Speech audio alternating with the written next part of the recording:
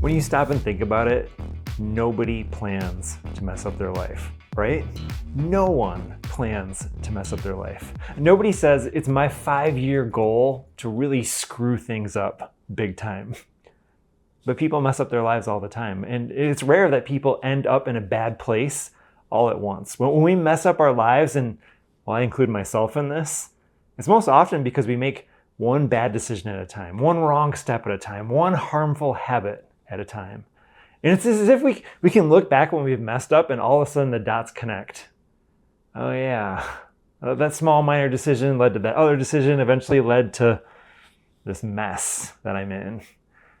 Today I'd like to show you an example in the Bible of someone who ended up in a bad place. And I think, well, many of you might be able to guess who this person was. It's a man, and he's a man from the Old Testament. He's a guy with amazing hair, with amazing strength, and with amazing potential. He ended up losing his amazing hair. He ended up losing his strength. He ended up losing his eyesight. He ended eventually losing his life. Who are we talking about? Samson, that's right. Actually, that's a picture of a Marvel character, Thor. But you get the idea of what Samson may have been like. Samson is this amazing person who ended up utterly broken.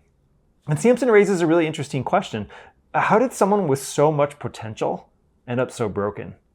How did Samson arrive at living a life that was completely devastated? But before we get to that answer, let's pause a moment and reflect on this idea of bad decisions or steps building on one another. Let's reflect on what the phrase that I started with really means. No one plans to mess up their life. What do you think of that? Is it true?